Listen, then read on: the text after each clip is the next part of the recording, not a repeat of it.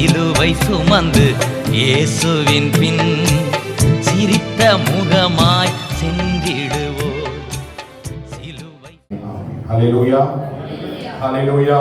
கர்த்தர் நம்மை ஆசீர்வதிப்பாராக. அப்படி நம் வேதத்தை திறந்து நீதிமொழிகள் 17வது அதிகாரம் அதனுடைய 3வது வசனத்துக்கு நேராக நம்முடைய சிந்தைகளை திருப்பலாம். Proverbs chapter 17 verse 3. Proverbs chapter 17 verse 3. நீதிமொழிகள் 17. ஆமென். கர்த்தர் நல்லவர். எல்லாரும் கேட்டீங்களா? எல்லாரும் சேர்ந்து வாசிக்க போறோம். நீதிமொழிகள் 17வது அதிகாரம் அதனுடைய 3வது வசனம் வாசிக்கலாமா? வெள்ளியை புகையும் பொன்னை உடம்பும் சோதிக்கும் இருதயங்களை சோதிக்கிறவரோ கர்த்தர். ஹல்லேலூயா. வெள்ளியை புகையும் பொன்னை உடம்பும் சோதிக்கும் இருதயங்களை சோதிக்கிறவர் கர்த்தர். The refinement of heart. அதான் நம்ம இன்னைக்கு பார்க்க போறோம். இருதயத்தினுடைய சுத்திகரிப்பு அல்லது இருதயத்தை ஆராய்ந்து அறிகிற தேவன் அதை சுத்திகரிக்கும்படி விரும்புகிறார். நம்முடைய வாழ்க்கையில உயிர் வாழ்வதற்கு மிகவும் முக்கியமான ஒரே காரணம் இது, இருதயத்தை கர்த்தர் நமக்கு தந்திருக்கிறார். ஹல்லேலூயா. ஒவ்வொரு மனுஷனுடைய வாழ்க்கையிலும் கர்த்தர் நல்ல இருதயத்தை தந்திருக்கிறார். வேதம் சொல்வது கர்த்தரை தேடுவருடைய இருதயம் வாழும். இங்கே சாலமோன் ராஜா தன்னுடைய ஞானத்தின் மிகுதியினால, நம்ம எல்லாருக்கும் தெரியும், தாவீதின் குமாரனாகிய சாலமோன் பெரிய ஞானி. இந்த ஞானி தன்னுடைய ஞானத்தால் நிறைந்தவனாய் அழகாக அநேக நீதிமொழிகளை அவர் எழுதி வைத்திருக்கிறார். இங்கே கொடுக்கப்பட்டிருக்கிற எல்லா நீதிமொழிகளும் நீதிகளால் நிறைந்த வார்த்தைகளாகவும், முதலாவது அதிகாரத்தில் வாசிக்கும் பொழுது இவைகள் உணர்வை அளிக்கிறது, பேதைகளுக்கு ஞானத்தை அளிக்கிறது என்று சொல்லி இந்த நீதிமொழிகளுடைய அர்த்தத்தையும் அதை புதை பொருட்களையும் அறிந்து உணர்ந்து கொள்ள வேண்டும் என்று சொல்லி ஆலோசனை சொல்கிறார். அப்படி கொடுக்கப்பட்ட ஒரு வார்த்தை தான் வெள்ளிக்கு புகையும் பொன்னுக்கு குடமும் சோதனையாக இருப்பது போல இருதயங்களை கர்த்தர் சோதித்து அறிகிறார். நம்மளுக்கு தெரியும், வெள்ளி அப்படியே சுத்த வெள்ளியாக கிடைக்கப்படுவதில்லை. அதை மண்குகையில் 7 தரம் உருக்கி எடுக்கிறார்கள். சங்கீதம் 12வது அதிகாரம் 6வது வசனத்தை வாசிக்கும் பொழுது கர்த்தருடைய சொற்கள் மண்குகையில 7 தரம் உருக்கி எடுக்கப்பட்ட வெள்ளி கோப்பான சுத்த சொற்களாக இருக்கிறது. அவங்க வெள்ளிய மண்ணிலிருந்து வெட்டி எடுக்கும் பொழுது அது சுத்த வெள்ளியாக கிடைப்பதில்லை. அவங்க என்ன பண்றாங்க, 7 தடவை அதை பியூரிபிகேஷன் பண்றாங்க, சுத்தமாக்குறாங்க. சில முறைகளை வைத்து அந்த வெள்ளியை சுத்தப்படுத்தி சுத்தமான வெள்ளியாக மாற்றப்பட்ட பிறகு அதற்கு தேவையான நகைகளை, ஆபரணங்களை, அதை எப்படி அது வடிவமைக்க வேண்டுமோ அப்படிப்பட்டதான வடிவங்களை அந்த வெள்ளிக்கு கொடுக்கிறார்கள். அதே போல பொன்னையும் ஒரு வெட்டி எடுக்கும் பொழுது பொன்னும் சுத்தமாக பொன்னாக கிடைப்பதில்லை. அப்ப அந்த பொன்னை என்ன பண்றாங்க, அதை எடுத்து அதையும் ப்ராசஸ் பண்ணி அக்கினியில போட்டு நல்லா சோதித்து அது நல்ல சுத்த பொன்னாக மாறின பிறகு அதை விலை உயர்ந்த ஆபரணங்களாக மாற்றுகிறார்கள். இப்படி இந்த வெள்ளிக்கும் பொன்னுக்கும் ஒப்பாய் இந்த உலகத்தில் விலையேறப்பட்ட வேறு எந்த ஒரு காரியத்தையும் நாம் அடையாளப்படுத்திவிட முடியாது. அதை காட்டிலும் மேலான ஒரு காரியத்தை மனுஷனுடைய வாழ்க்கையில கர்த்தர் தந்திருக்கிறார். அதுதான் நம்ம எல்லாருக்கும் கொடுக்கப்பட்டிருக்கிற நம்முடைய இருதயமாக இருக்கிறது. ஹல்லேலூயா. இந்த இருதயத்தை ஆண்டவர் ஒவ்வொரு நாளும் சோதித்து தருகிறார். அது சிறியவராக இருக்கலாம், பெரியவராக இருக்கலாம், படித்தவராக இருக்கலாம், படிக்காதவராக இருக்கலாம், அல்லது பணக்காரராக இருக்கலாம், பாவப்பட்டவராக இருக்கலாம். அவர் எந்த சூழ்நிலை இருந்தாலும் ஒவ்வொரு நாளும் ஆண்டவர் என்ன செய்கிறார், இந்த இருதயத்தை சோதித்து அறிகிறார். எதற்காக சோதித்து அறிகிறார்? இந்த இருதயத்தினுடைய நினைவுகள் எல்லாம் எப்படிப்பட்டவர்களாக இருக்கிறது என்பதை சொல்லி அறியும்படி அவர் சோதித்து அறிகிறார். ஆதியாகமம் 6வது அதிகாரத்தில் நமக்கு தெரியும், வேதம் தெளிவாக சொல்கிறது, மனுஷனுடைய நினைவுகளின் தோற்றங்கள் எல்லாம் பொல்லாதது என்று தேவன். ஆதியாகமம் 6வது அதிகாரத்தில் வாசிக்க, ஆதியாகமம் 6வது அதிகாரத்தில் 5வது 6வது வசனத்தை வாசிக்கும் பொழுது அங்கே தேவன் வானத்தை பூமியை உண்டாக்கி மனுஷனெல்லாம் படைத்து காலங்கள் சென்ற பிறகு அவர் பூமியை பார்க்கிறார். அந்த பூமியை பார்க்கும் பொழுது ஒவ்வொரு மனுஷனுடைய இருதயத்தை அவர் என்ன செய்கிறார், சோதித்து அறிகிறார். வாசிங்க 5வது அதிகாரம் 6வது வசனம். மனுஷனுடைய அக்கிரமம் பூமியிலே பெருகினது என்றும் அவன் இதயத்தின் நினைவுகள் தோற்றமெல்லாம் நித்தமும் பொல்லாதது என்றும் கர்த்தர் கண்டு. பாருங்க, நித்தமும் அவனுடைய இருதயத்தின் நினைவுகளின் தோற்றம் ஒரு நாள் 2 நாள் அல்ல, நித்தமும் அவனுடைய இருதயத்தின் தோற்றங்கள் எப்படி இருக்குது, பொல்லாதவைகளாக இருக்கிறது. ஆண்டவர் வானத்தில் இருந்து மனுபுத்திரர் என்ன செய்கிறார், கண்ணோக்கி பார்க்கிறார். வேதம் சொல்றது உணர்வுள்ள மனுஷன் உண்டோ, உணர்வுள்ள இருதயம் உள்ள மனுஷன் உண்டோ, தேவனை தேடுகிற மனுஷன் உண்டோ என்று சொல்லி பார்க்கும்படிக்கு வானத்தில் இருந்து தேவன் மனுபுத்திரரை கண்ணோக்கி பார்த்து கொண்டே இருக்கிறார். கண்ணோக்கி பார்ப்பது எதை அறிகிறார்? அவருடைய இருதயத்தை அறிகிறார். வேதத்தின்படி, இந்த ஆதியாகமத்தின்படி அந்த 6வது அதிகாரம் 5-6 வசனங்களை அவர் ஆரம்பத்திலே பார்க்கும் பொழுது சொல்கிறார், நம் மனுஷனுடைய இருதயத்தை ஆராய்ந்து அறியும் பொழுது நித்தமும் அவருடைய தோற்றம் எல்லாம் பொல்லாததாக இருக்கிறது. யாருடைய பார்வையில? கர்த்தருடைய பார்வையில். இது ரொம்ப முக்கியம். மனுஷனை பார்க்கும் பொழுது நம்முடைய இருதயத்தின் நினைவுகளை அறிய முடியாது. நம்ம பக்கத்து வீட்டுக்காரங்களுக்கு தெரியாது, நம்ம சுற்றி இருக்கிறவங்களுக்கு தெரியாது, நம்ம கூட நடக்கிறவங்களுக்கு நம்முடைய இருதயத்தில் என்ன நினைக்கிறோம்னு சொல்லி தெரியாது. ஆனா யாருக்கு மட்டும் தெரியும்? இருதயத்தை படைத்த தேவன் இருதயத்தினுடைய நினைவுகள் எல்லாம் அவர் அறியும் பொழுது மனுஷனுடைய அந்த எண்ணங்கள் எல்லாம் நித்தமும் பொல்லாததாக. ஏன் அப்படின்னு கேட்டீங்கன்னா, எரேமியா அதை எழுதுகிறார். எரேமியா 17வது அதிகாரம் 3வது வசனத்தை வாசிங்க. எரேமியா 17வது அதிகாரம் 3வது வசனத்தை வாசித்தீங்கன்னா 17:9 வாசிங்க. எரேமியா 17:9 எல்லாவற்றை பார்க்கினும் இருதயம் திருக்குள்ளதும் மகா கேடுள்ளதுமாக இருக்கிறது. அதை அறியத்தக்கவன் யார்? உங்க இருதயத்தை கொஞ்சம் நீங்க சோதித்து பாருங்க. இந்த இருதயம் எப்படி இருக்குது? மகா திருக்குள்ளதும் மகா கேடு உள்ளதுமாக இருக்கிறது. நம்முடைய இருதயத்தை நம்மளால என்ன செய்ய முடியாது? சில நேரங்கள்ல அறைய முடியாது. நம்ம திங்க் பண்றது, நம்ம செயல்படுகிறது, நம்முடைய இருதயத்தினுடைய நினைவு, நம்ம யோசிக்கிற காரியம், இருதயத்துக்குள்ள வரக்கூடிய பயம், இருதயத்துக்குள்ள வரக்கூடிய அவிசுவாசம், எதிர்காலத்தை கொடுக்கக்கூடிய சூழ்நிலை, நம்முடைய எதிர்காலத்தை குறித்து நம்ம எடுத்த முடிவுகள், இவை எல்லாமே சில நேரம் நமக்கே புரியாது. நம்ம எதை செய்கிறோம், அதை எதை யோசிக்கிறோம் என்று சொல்லி நமக்கே என்ன செய்யாது? புரியாது. ஆனா அவைகள் எல்லாம் ஆண்டவர் வானத்தில் இருந்து கண்ணோக்கி பார்க்கும் பொழுது இவையெல்லாம் எப்படி இருக்கிறதா? நித்தமும் பொல்லாததாக இருக்கிறது. எதற்காக ஆண்டவருடைய இருதயத்தை சுத்தமாக விரும்புகிறார்? இருதயம் பொல்லாததுதான். ஆனா பொல்லாத இருதயத்தை ஆண்டவர் சோதித்து அறிந்து தம்முடைய ஜனத்திற்கு அந்த இருதயத்தை எதாய் மாற்ற விரும்புகிறார்? சுத்தம் உள்ளமாக மாற்ற விரும்புகிறார். எப்படி இந்த வெள்ளியையும் பொன்னையும் இந்த குகையும் இந்த அக்கினியும் பரிசுத்தப்படுத்தி சுத்தமானதாக மாற்றுவதோ, அப்படி தேவன் ஒவ்வொரு நாளும் நம்முடைய இருதயத்தை வானத்திலிருந்து பார்த்து நமக்கு தேவையான சில காரியங்களை செய்து நம்முடைய இருதயத்தை பரிசுத்தப்படுத்த விரும்புகிறார். ஹல்லேலூயா. புரியுதா?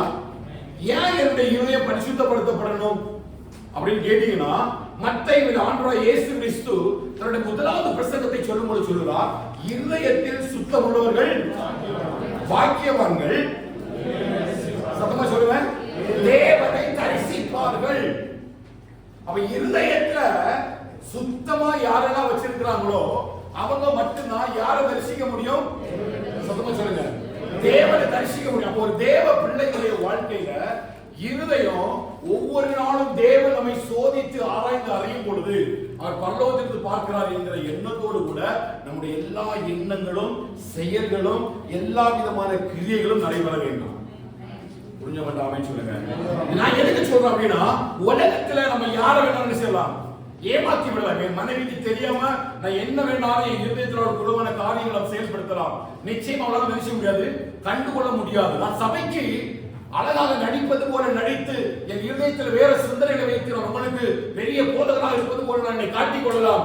ஆனால் பரலோகம் என்னுடைய இருதயத்தை பார்க்கும் பொழுது அது சுத்தமற்றதாக கண்டால் நிச்சயமாய் என்னால தேவனை தரிசிக்க முடியாது. உலகத்தில் எதற்காக நம்மை அழைத்தார்? நாம் எல்லாரும் அவரை என்ன செய்யணும்? சத்தமா சொல்லுங்க, தரிசிக்க விரும்புறீங்க.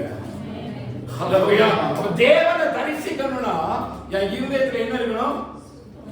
சுத்தம் இருக்கணும். என்ன சுத்தம்? தேவன் என் இருதயத்துல ஒரு சுத்தத்தை விரும்புகிறார். ஹல்லேலூயா. ஒவ்வொரு நாளும் அவர் என் இருதயத்தை மட்டும்தான் பார்க்கிறார். உலக மனுஷனுடைய வெளித்தோட்டத்தை பார்க்கிறான். என்னுடைய ஹெல்த், என்னுடைய வெல்த், என்னுடைய ஆடம்பரம், என்னுடைய எல்லா அலங்காரத்தையும் உலக மனுஷன் பார்த்து என்னை மெச்சிக் கொள்கிறான். ஆனா ஒரு தேவ பிள்ளையோட வாழ்க்கையில ஒவ்வொரு நாளும் நமக்கு முக்கியமான ஒரு எண்ணம் இருக்கணும். நம்முடைய எல்லா எண்ணத்தின் நினைவுகளையும் கர்த்தர் பார்த்து கொண்டே இருக்கிறார். ஹல்லேலூயா. நம்ம எப்படி ஜெபிக்கிறோம், எப்படி வேதம் வாசிக்கிறோம், மற்றவர்களை குறித்து நம்ம பேசுகிற காரியம் என்ன, மற்றவர்களை குறித்து நாம் நினைக்கிற காரியம் என்ன, எல்லா காரியத்தையும் சிறியவர்களாக இருந்தாலும் சரி, பெரியவர்களாக இருந்தாலும் சரி, வேலை பார்ப்பவர்கள் வேலை பார்ப்பவர்கள் சொல்லி எந்த வித்தியாசம் இல்லாம உலகத்துல எல்லா மனுஷனுடைய இருதயத்தையும் கர்த்தர் ஆராய்ந்து பார்க்கிறார். சத்தமா ஆமென் சொல்லுங்க. ஹல்லேலூயா. நம்ம எல்லாரும் நாம் மற்றவங்களை பற்றி பேசுறதையும் கர்த்தர் செய்றார், அறிவார். நாமளை பற்றி எல்லாம் பேசிக்கிட்டு இந்த சைடுல போய் நான் இன்னொரு விதமா பேசுறதும், நாமளை நேசிக்கிற மாதிரி பாசாங்க செய்துட்டு நான் இன்னொரு விதத்துல வந்து வேற மாதிரி சொல்றதும், என் வாயினால் ஆசீர்வதித்து என் உள்ளத்தினால் சபிக்கிறேன் என்று சொல்லி தாவீது எழுதுகிறார். இது இருதயத்தின் நினைவுகளை யார் அறிவார்? சத்தமா சொல்லுங்க. தேவன் அறிவார் இல்லையா? இப்ப நான் இந்த என் மனைவியை நேசிக்கிறது நேசிக்காதது அவளுக்கு தெரியாம இருந்தாலும் யாருக்கு தெரியும்? சொல்லுங்க. நான் உங்களை உண்மையா நேசிக்கிறது நேசிக்காத யாருக்கு தெரியும்? கர்த்தருக்கு தெரியும். ஆனா இந்த உண்மையான அந்த அன்பு என் இருதயத்திலிருந்து வெளிப்படலைன்னா எதுல எனக்கு பாதிப்பு உண்டு பண்ணுது? இந்த உலகத்தில் எனக்கு நல்ல வாழ்க்கை கிடைக்கும், என் உலகத்துல எல்லா விதமான காரியங்கள் கிடைக்கும், உலகத்துல சகல விதமான ஆசீர்வாதம் சோதரித்து கொள்ள முடியும். ஆனா எங்க என்னால நன்மை பெற்றுக் கொள்ள முடியாது? தேவ சமூகத்தில் என்னால் நன்மை பெற்றுக் கொள்ள முடியாது.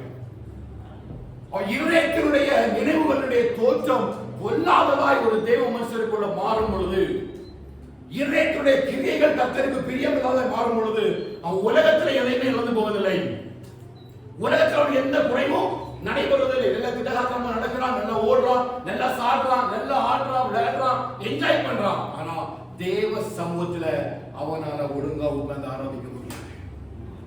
தேவ பிரசன்னத்தை அவனால நினைச்ச முடியாது. இது கவனிக்கிறீங்களா? இந்த ஆவிக்குரிய இருதயம் ஒவ்வொரு நாளும் தேவனுடைய சமூகத்தில் தூக்கி நிறுத்தப்படுகிறது. அது யார் வேணாலும் சரி, எவ்வளவு பெரிய ஆளோ சின்னாலோ தீர்க்கதரிசியோ யார் வேணாலும் இருக்கலாம், ஒவ்வொரு நாளும் ஆண்டவர் என்னை ஆராய்ந்து அறிகிறார், என் இருதயத்தை ஆராய்ந்து அறிகிறார். அதனால வேதம் சொல்கிறது, என் இருதயத்தின் உள்ளின் திரியங்களை ஆராய்ந்து அறிகிற தேவன். நம்ம தேவ சமூகத்தில் போய் சொல்ல முடியாது, தேவ சமூகத்துடைய செய்யலன்னு சொல்ல முடியாது. அப்ப ஒவ்வொரு நாளும் என்னுடைய எண்ணங்களும் என்னுடைய சிந்தனைகளும் என்னுடைய பேச்சுகளும் என்னுடைய அடையாளங்கள் எல்லாம் என்ன எண்ணத்தோடு கூட செயல்படுத்தப்படணும்? சொல்லுங்க. கர்த்தர் என் இருதயத்தை பார்க்கிறார். அப்ப நான் மற்றவங்களை பற்றி பேசக்கூடிய நேரம், மற்றவங்களுக்கு கொடுத்த காரியங்களை குறித்து சிந்திக்கக்கூடிய நேரம், இவை எல்லாத்திலையும் ஒருவேளை யாருக்கு தெரியாம போனாலும் கர்த்தர் நிச்சயமாய் நீதியாய் செயல்படுவார் என்ற நம்பிக்கையோடு கூட நம்ம ஓட பழகி கொள்ளும் பொழுது இந்த இருதயத்துல தேவ பிரசன்னத்தை சுமந்து தெரிய முடியும். ஆமென் சொல்லணும். எல்லாரும் அதுக்காக ஓடுறோம், எதுக்கு? அதுக்காக பாடுபடுறோம். அதற்காக கர்த்தர் உங்களை என்னை அழைத்தார். எதுக்காக அழைத்தார்? அவரோடு கூட கொண்டு வைக்கும்படியா. இந்த உலகத்துல வாழ்கிற நாட்கள் எல்லாம் அவருடைய பிரசன்னத்தை கொண்டு கொள்ளும்படிதானே, அவருடைய சமூகத்தில் வரும்பொழுதெல்லாம் அவர் ஆராதிப்பதற்காக துதிப்பதற்காக கர்த்தர் வைத்திருக்கிறார். ஆனா அந்த துதியும் சந்தோஷம் எல்லாம் வெறும் வாயினால் அல்ல, எதனால வெளிப்படணும்? இருதயத்தினால வெளிப்படணும். அதனால இஸ்ரவேல் ஜனத்தை குறித்து ஆண்டவர் சொன்னார், இந்த ஜனங்கள் தங்கள் வாயினால் எனக்கு என்ன செய்கிறார்கள்? சத்தமா சொல்லுங்க. ஆராதனை செய்கிறார். ஏசாயா 29வது அதிகாரம் 3வது வசனத்தை வாசிங்க. ஏசாயா புத்தகம் 29வது அதிகாரம் 3வது வசனம்.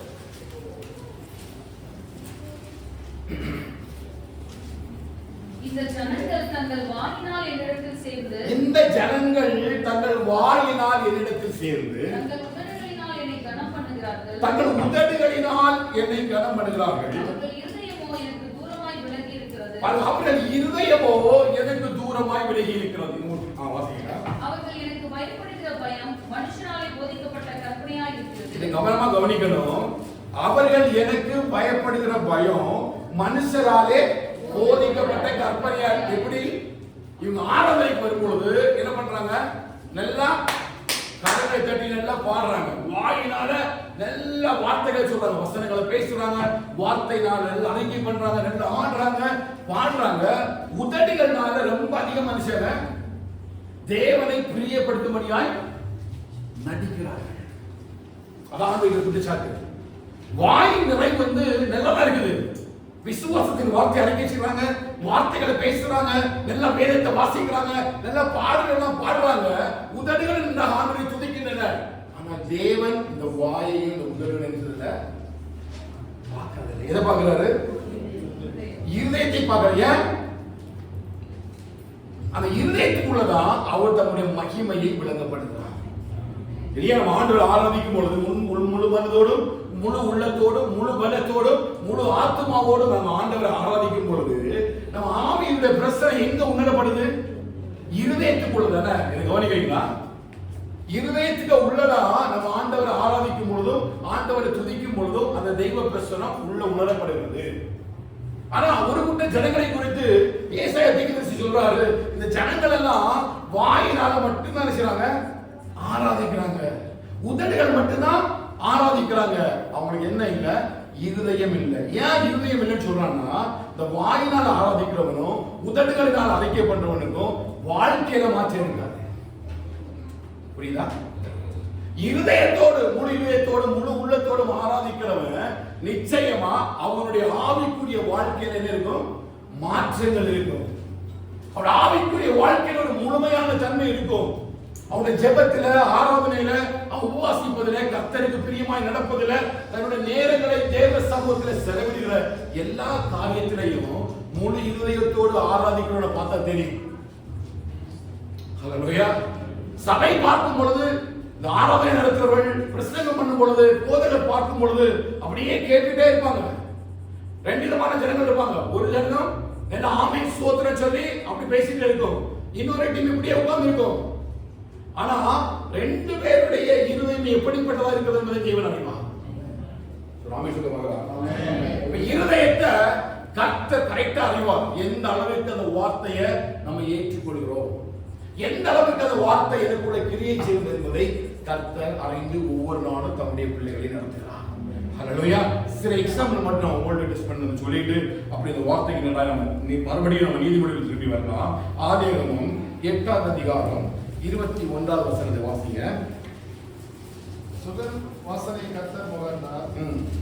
அப்பொழுது கர்த்தர் இனி நான் மனுஷன் இந்த பூமியை சவிப்பதில்லை. மனுஷனுடைய இருதயத்தின் நினைவுகள் அவன் சிறு வயது தொடங்கி பொல்லாததாக இருக்கிறது. பாருங்க, அவர் ஆண்டவர் சொல்றாரு, இனி நான் மனுஷன் நினைச்ச முதல்ல அழிக்கிறது இல்லை. ஏன்னா அவருடைய சிறு வயதில இருந்தே அவருடைய இருதயம் பொல்லாதவைகளை தொடங்குகிறது.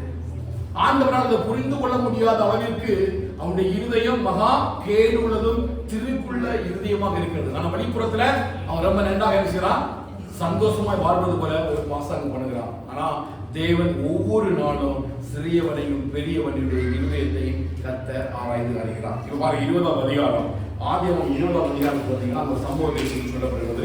5வது 6வது வசனத்தை வாசிக்கலாம். ஆதியாகமம் 20ஆம் அதிகாரம் அதனுடைய 5வது 6வது வசனத்தை வாசிக்கலாம். இவன் தன் சகோதரி என்று அவன் என்னோட சொல்லவில்லையா? அவன் தன் சகோதரன் என்று இவளும் சொன்னாளே. உத்தம இருதயத்தோடும் சுத்தமான கைகளோடும் இதை செய்தேன் என்று சொன்னான். அப்பொழுது தேவன், உத்தம இருதயத்தோடு நீ இதை செய்தாய் என்று நான் அறிந்திருக்கிறேன். நீ எனக்கு விரோதமாக பாவம் செய்யாதபடிக்கு உன்னை தடுத்தேன். ஆகையால் நீ அவளை தொட நான் உனக்கு இடம் கொடுக்கவில்லை. பாருங்க, கேராரினுடைய ராஜாவை குறித்து அழகான ஒரு சம்பவம் இங்கே எழுதப்பட்டிருக்கிறது. நம்ம எல்லாருக்கும் தெரிந்த சம்பவம். இங்கே சாராளை இந்த கேராருடைய ராஜா என்ன செய்தாரு? எடுத்துட்டு போயிட்டாரு. எடுத்துட்டு போய் அவளை தன்னுடைய மனைவி ஆக்கும்படியான சிந்தனையோடு கூட தான் கொண்டு போறாரு. வேற எந்த விதமான கெட்ட எண்ணத்தோடும் கூட அவர் கொண்டு போகவில்லை. இதற்கு முன்பதாக கேத்தியருடைய ராஜா கொண்டு போயிடுவாரு. 2வது தடவை இந்த சரித்திரத்தின்படி கேராருடைய ராஜா கொண்டு போறாரு. ஆனா இவருடைய எண்ணம் இவளை கொண்டு போய் வேற எந்த காரியத்திற்குமாய் அல்ல, தனக்கு அவளை பிடித்துக் கொண்டதுனால அவளை தன்னுடைய மனைவியாக மாற்றிக்கொள்ளலாம் என்கிறதான ஒரே நோக்கத்தோடு கூட தான் அவள் சாராளை எடுத்துட்டு போறாரு. அவன் எடுத்துக்கொண்டு போன பிறகு கர்த்தர் அவனுக்கு சொப்பனத்திலே தரிசனமாகிறார். பாருங்க, 2 விதமான ஜனங்கள் உலகத்தில் வாழ்றாங்க. ஒண்ணு நார்மலான ஒரு இருதயத்தோடு கூட, பாவ இருதயத்தோடு கூட வாழ்கிற ஜனங்கள் இருக்கிறாங்க. உத்தம இருதயத்தோடு வாழ்கிற ஜனங்கள் இருக்கிறாங்க. வேதம் உத்தம இதயத்தை குறித்து அநேக வசனங்கள் நமக்கு சொல்கிறது. காலேபை குறித்து பேசும்பொழுது அவன் காலேப் எப்படி பின்பற்றினான் தேவனை? உத்தம இருதயத்தோடு பின்பற்றிருந்த காலேப் என்று சொல்லி அவனை குறித்து அறியப்படுகிறது. ஆனா இந்த ராஜாவுடைய இருதயம் எந்த விதமான பொல்லாப்பும் செய்யாதபடிக்கு யாரை தடை செய்கிறார்? யார் தடை செய்கிறார்? கர்த்தர் தடை செய்கிறார். அவனுடைய இருதயத்தை, ராஜாவுடைய இருதயத்தை கர்த்தர் ஆராய்ந்து பார்க்கிறார். ஆண்டவருக்கு பயப்படுகிறவனோ அது ஆண்டவருக்கு பிரியமானவன் என்று சொல்லி வேதம் சொல்லல. அந்த கேராருடைய ராஜா அவன் சாராள் நிமித்தமாய் ஆண்டவரிடத்தில் போகிறார். அங்கே போய் அவனுக்கு சொப்பனத்துல தரிசனமாகி சில காரியங்களை கேட்கும் பொழுது அவனே அறிக்கைப்படுகிறான், ஆண்டவரே என் இருதயத்தை நீங்க பாருங்க, என் இருதயம் எப்படிப்பட்டதா இருக்கிறது, சத்தமா சொல்லுங்க, உத்தம இருதயத்தோடும் சுத்த கைகளோடும் இதை நான் செய்தேன். ஆண்டவர் ராஜாவுடைய இருதயத்தை என்ன செய்றாரு, ஆராய்ந்து பார்க்கிறார். அவன் ராஜாவா இல்ல ஒரு பாவப்பட்ட மனுஷனா, அவன் எதற்காக ஒரு காரியத்தை செயல்படுத்துகிறான், எதற்காக இந்த காரியத்தை செய்கிறான் என்று சொல்லி ஒவ்வொரு மனுஷனையும் பரலோகம் அங்கிருந்து ஸ்கேன் பண்ணிட்டே இருக்குது. ஹல்லேலூயா. நம்ம ஒருவரும் தேவனுடைய சமூகத்தில் என்ன செய்ய முடியாது, நம்முடைய இருதயத்தின் நினைவுகளையும் இருதயத்தினுடைய செய்கைகளையும் என்ன செய்ய முடியாது, மறைத்து விட முடியாது. கேராவுடைய ராஜாவுடைய இருதயத்தை ஆண்டவர் பார்க்கும் பொழுது அவனுடைய இருதயத்தில் பொல்லாப்பு ஒன்று நிறைந்திருக்கவில்லை. அவன் எந்த தீமையான எண்ணத்தோடு ஒன்றும் சாராளை கொண்டு போகவில்லை. ஆனால் அவனுடைய இருதயம் உத்தம இருதயமாக இருந்தபடினால ஆண்டவரே அவன் பாவம் செய்யாதபடிக்கு அவனை தடுக்கிறார். ஹல்லேலூயா. ஒரு செயலை செய்யும் பொழுது பாருங்க, ஆபிரகாமுடைய ஒரு பொருளை அவன் ராஜா எடுத்துக் கொள்கிறார். இன்னொரு பொருள் மேல ஆசை, இன்னொரு பொருள் மேல இச்சை, இன்னொரு பொருள் மேல ஆதங்கம், இன்னொரு மேல பொறாமை, இன்னொரு மேல கசப்பு, இன்னொரு மேல வைராக்கியம். இது எல்லாம் நாம் பாவம் செய்வதற்கான காரியங்களாக எனக்கு உடன்படுகிறது. இல்லையா? இவன் கேராருடைய பொருளை யார், ஆபிரகாமுடைய பொருளை யார் எடுத்துக்கிறார், கேரார் ராஜா எடுத்திருக்கிறார்.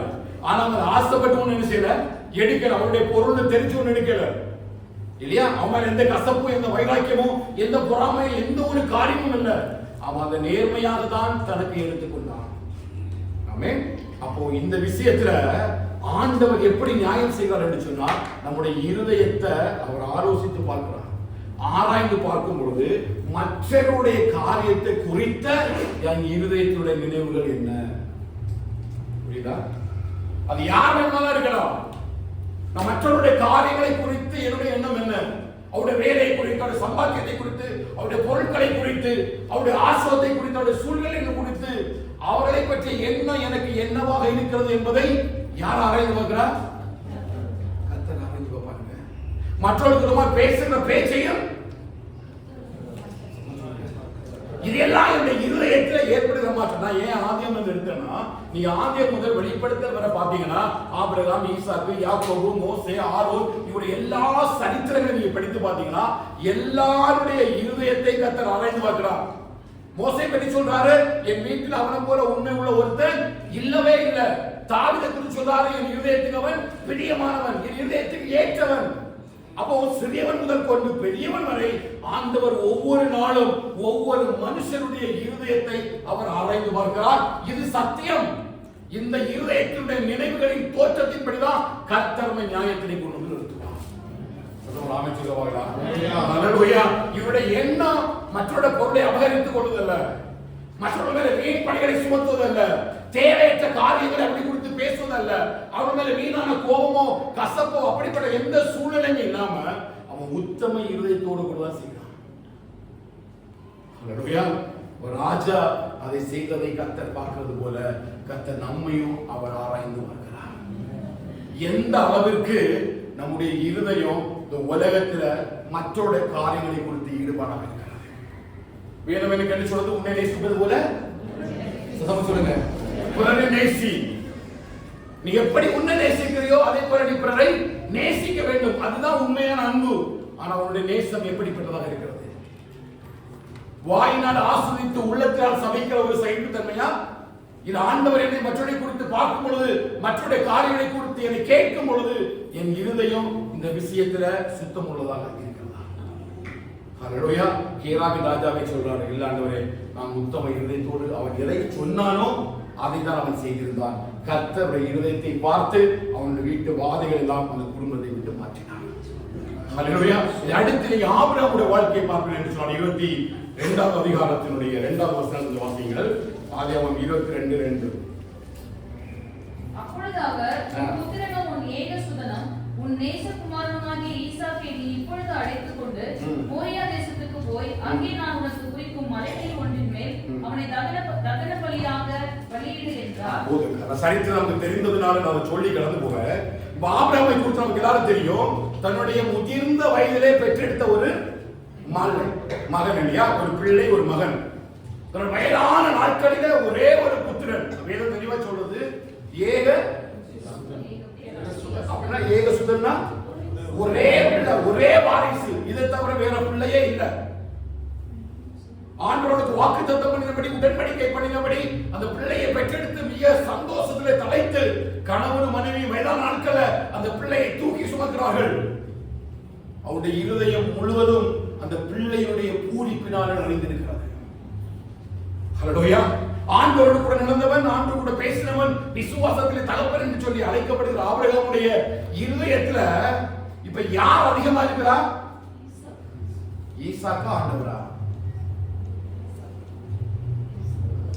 அதை தெரிந்து கொள்வதற்காகத்தான் ஆண்டவருக்கு ஒரு சோதனை வைக்கிறார். முதலாவது வசனம் அடிவாக சொல்கிறது, இந்த காரியங்கள் நடந்த பின்பு தேவன் ஆபிரகாமை சோதித்தார். எதுக்கு சோதித்தார் அப்படின்னா, இவ்வளவு நாள் அவன் எப்படி நடந்தா?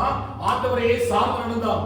அவருடைய வார்த்தைகளை நம்பிக்கொள்வனாக அவர் தனக்கு பிள்ளை தருவார் என்று சொல்லி அவருடைய சரீர செத்து போனதையும் தன்னுடைய மனைவிக்கு ஸ்திரீகளுக்குள்ள வழிபாடு நின்று போனதையும் பொருட்படுத்தாமல் அவருடைய விசுவாசம் சாகாதபடிக்கு ஒவ்வொரு நாளும் ஆண்டவருடைய வசனத்தின் மேல, வார்த்தையின் மேல மிகுந்த தாகம் உள்ளவனாய் அவருடைய இருதயம் முழுவதும் தேவனுடைய வாக்குத்தத்தங்களினால் நிறைந்திருந்தது. ஹல்லேலூயா. ஆண்டவர் வாக்குத்தத்தம் பண்ணினபடியே அழகான ஒரு ஆண் பிள்ளையை கர்த்தர் கொடுக்கிறார். இவர் அதிகமான நேரங்களை அந்த பிள்ளைகளை செலவிடுவது போல ஒரு தோற்றம். அதிகமான நேரங்களை கிடைத்த அந்த ஆசீர்வாதத்துடனே செலவிடுகிறார். இருதயத்தில் ஆண்டவரை தேடிக் கொண்டிருந்தவன் ஒருவேளை சில நேரங்களில் ஆண்டவரை விடவும் இந்த பிள்ளையை கொஞ்சம் அதிகமாக நேசிக்கிறானோ. வேலை கிடைப்பது என்பதால் அநேக நேரங்கள் இருந்தது. ஆண்டவரை துதிப்பதற்கும் ஆராதிப்பதற்கு எல்லாம் அநேக நேரங்கள் இருந்தது. ஆனால் வேலை கிடைத்து கொஞ்சம் ஆசத்தை சுதந்திரித்த பிறகு இப்ப இருதயம் ஒரு சின்ன தடுமாற்றத்துக்குள்ள போகிறதோ. ஆண்டவரை ஆராதிப்பதற்கு துதிப்பதற்கும் இந்த வேலை எனக்கு ஒரு சின்ன தடையை உண்டு பண்ணுகிறதா, இந்த ஆசீர்வாதம் சில தடையை உண்டு பண்ணுகிறதா என்பதை சில நேரங்களில் ஆண்டவருடைய இருதயத்தை சோதித்து பார்க்கிறார். புரியுதா? இதுதான் சின்ன ஒரு சோதனை தான். உடைய இருதயத்தினுடைய எண்ணம் எப்படிப்பட்டவா இருந்தது என்பதை சோதித்து பார்க்கும்படி அவர் சொல்றாரு. நான் காண்பிக்கிற அந்த மனைவியை கொண்டு போவோம். ஆனால் அதே 22வது அதிகாரத்தினுடைய 12வது வசனத்தை வாசிக்கும் பொழுது பாருங்க. 12வது வசனம், அப்பொழுது அவர் பிள்ளையாண்டானை உன் கையில் போடாதே, அவனுக்கு ஒன்றும் செய்யாதே, நீ அவனை உன் புத்திரன் என்றும் உன் ஏகசுதன் என்றும் பாராமல், நீ அவனை உன் புத்திரன் என்றும் உன் ஏகசுதன் என்றும் பாராமல் எனக்காக ஒப்பு கொடுத்தபடியினால். எப்படி கொடுக்கிறார்? அப்ப வெறும் வார்த்தையாக ஒன்னும் ஆண்டவரை இதயத்தில் விசுவாசிக்கல. புரியுதா? அநேக நேரங்கள் வார்த்தைகளை விசுவாசிக்கிறோம், வாக்குத்தத்தங்களை அறிக்கை பண்றோம், எல்லாவற்றிலும் தேவனுடைய வார்த்தை தான் என்று சொல்லி நம்ம வாழ்ந்து கொண்டிருக்கிறோம். அநேக முறை சொன்னது போல வார்த்தை, விசுவாசம் என்பது வார்த்தை அல்ல, அது வாழ்க்கை. நம்ம விசுவாசத்தை அறிக்கை பண்ணலாம், வசனத்தை அறிக்கை பண்ணலாம், சூழ்நிலைகள் அறிக்கை பண்ணலாம், ஆனா வாழ்க்கையில் அதை வாழும் பொழுது மிகவும் கஷ்டமானது. கர்த்தரின் பரிகாரம் என்று சொல்லி நான் சொல்ல முடியும், தேவனுடைய பலன் என்று சொல்ல முடியும். ஆனால் பலவீனத்தின் மத்தியில அந்த பரிகாரிய கர்த்தரை முழு மனதோடு கூட ஆராதிக்க முடியும். முடிகிறதா? அப்படிதான் இங்க ஆபிரகாமுடைய இருதயத்தை ஆண்டு பார்க்கிறாரு. ஆனா அது ஒன்றிலும் ஆபிரகாம் தடையில்லாமல் அவன் எப்படி ஆண்டவரை விசுவாசித்தானோ, எப்படி ஆண்டவரை நேசித்தானோ, அதை போலவே தன் மகனை காட்டிலும் அந்த ஆண்டவரை விசுவாசித்தார். ராஜாவுக்கு மாத்திரமல்ல, இங்கே ஆபிரகாமுக்கு சோதனை. என்ன சோதனை? அவருடைய இருதயத்தை உடம்பிட்டு பார்க்கிறார். யோபு சொல்றாரு, அவர் என்னை சோதித்த பின் நான் சுத்த பொன்னாக விளங்குவேன். ஏன் தெரியுமா? அவர் என்னை கொண்டு போட்டாலும் அவரில் நான் நம்பிக்கையை அளிப்பேன். இதுதான் தேவன் எனக்கு தந்திருக்கிற சுத்த இருதயம். இந்த இருதயத்தினுடைய நிலை, இந்த இருதயத்தினுடைய விசுவாசம், இருதயத்திலே காணப்படுகிற இந்த நிலையான ஒரு அன்பை தான் கர்த்தர் நம்முடைய வாழ்க்கையில இதை வெளிப்படுத்துறோமா?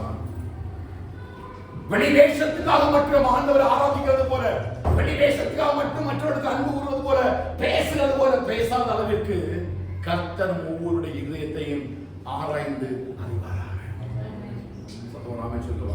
நம் ஒவ்வொருடைய இதயத்தை தனித்தனியாக ஒவ்வொருடைய இருதயத்தையும் ஆராய்ந்து அறிவாராக. அவருடைய இருதயத்தை அவர் நிறுத்து பார்க்கிறார், என்ன சோதித்து பார்க்கிறார். ரெண்டு பேரோட வாழ்க்கையை அப்படிதான் பார்த்தாரு. கேதார் ராஜா அப்படிதான் பார்த்தாரு, ஆபிரகாமையும் அப்படிதான் பார்த்தாரு. ஆனா ரெண்டு பேரும் அவனுடைய இருதயத்தினுடைய காரியங்களை உத்தமமாய் கர்த்தரை பின்பற்றினார்கள். இந்த மாலை வேளையில ஒவ்வொருடைய இருதயத்தையும் ஆண்டவருடைய ஆராய்ந்து பார்ப்பார் என்று சொன்னார். அப்படிப்பட்ட உண்மையான ஒரு இருதயத்தோடு கூட நம்ம எல்லாரும் ஆண்டவரை பின்பற்றுகிறோம். என்னுடைய எண்ணங்கள், என் சிந்தனைகள், எல்லா காரியத்திலையும் அந்த ஆண்டவன் எதிர்பார்க்கிற அளவிற்கு ஒரு பரிசுத்தம் என் இருதயத்தை ஆளுகை செய்கிறதா? தேவ சமூகத்தில் உண்மையா நம்ம வரணும் ஆண்டவர் ஆராதிப்பதற்கு, அவர் தொழுதுவதற்கு முழு மனதோடும் முழு இதயத்தோடும் ஆத்மாவோடு நான் இங்க உட்கார்ந்து இருக்கிறேன். ஏதோ எனக்கு ஒரு சூழ்நிலைக்காக நான் ஒரு வெள்ளிக்கிழமை வரணும் அப்படின்னா எனக்கு நெஞ்சு சொல்லுவாங்க இல்லையா, வெள்ளிக்கிழமை அட்டன் பண்ணலன்னா ஒரு மாதிரி படப்படப்படன்னு இருக்கும். அதுக்காக நம்ம அவங்களை அட்டன் பண்றோமா? இதெல்லாம் சாதாரண உணர்வுகள், இருதயத்தினுடைய நினைவுகள் அல்ல. சொல்ல புரியுதா? இருதயத்தினுடைய நினைவு கர்த்தருக்கு பிரியமா இருக்கும் அப்படின்னு சொல்லி பார்த்தீங்கன்னா நம்முடைய ஆவிக்குரிய வாழ்க்கை முதன்மை தன்மை வாய்ந்ததா இருக்கும். என்னுடைய பேச்சில், என்னுடைய ஜெபத்தில், என்னுடைய ஆராதனையில நான் ஆலயங்களை காண்பிக்கிற எந்த காரியத்திலையும் முதன்மையான காரியத்தில் அதை காண்பிக்கிறேன். எப்படி நான் கர்த்தன் இருதயத்தை ஆராய்ந்து பார்க்கும் பொழுது அவர் நன்மையான காரியங்களை நான் சுதந்திரித்துக் கொள்ளும்படி செய்கிறார். முதல் குவாலிட்டி தெரியுமா?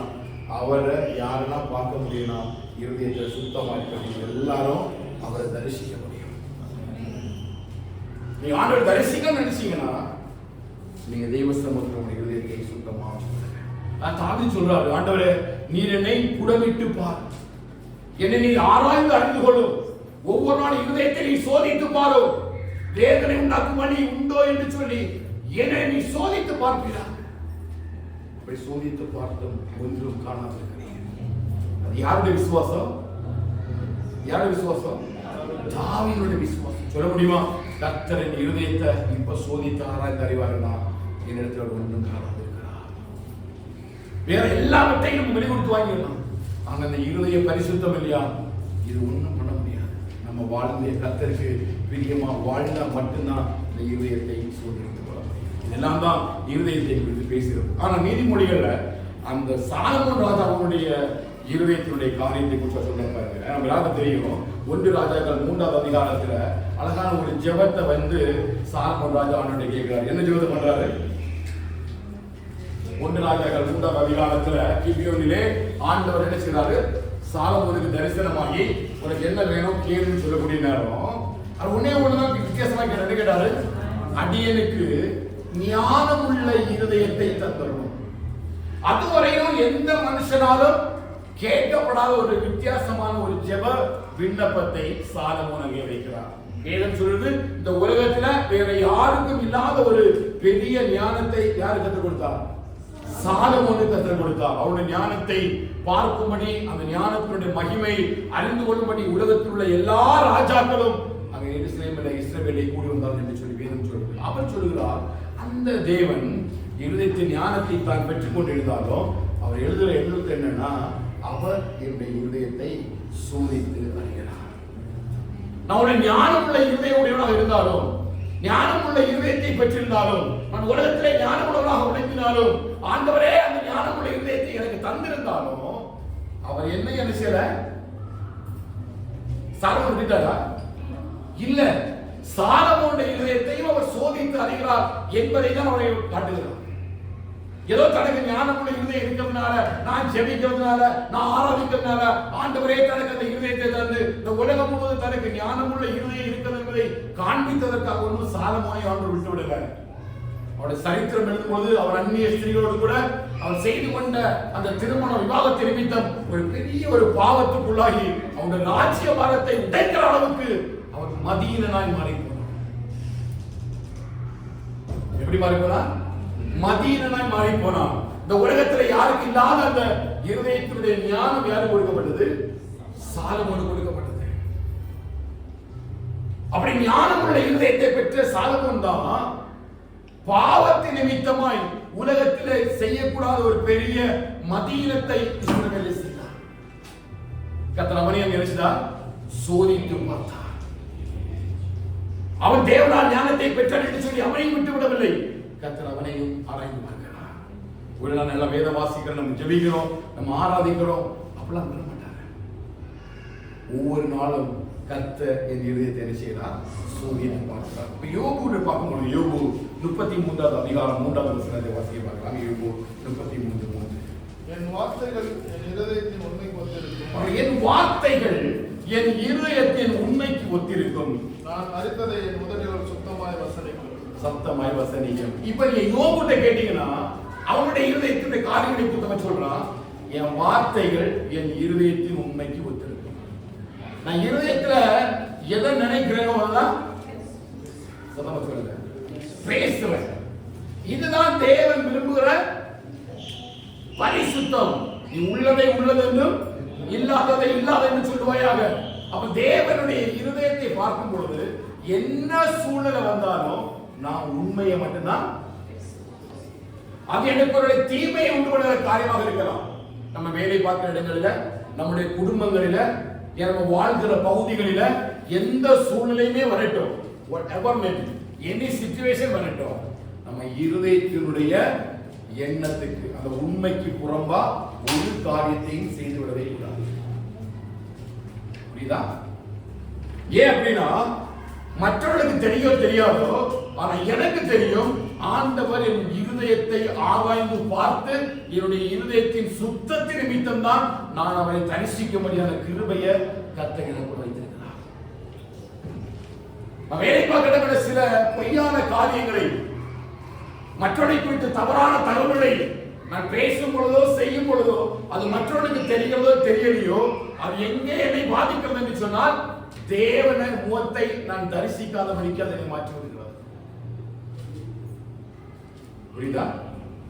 நம்ம என்ன வேணாலும் படிக்கலாம். நம்ம வெளியில போய் சபைக்கு வெளியில போய் வெளியே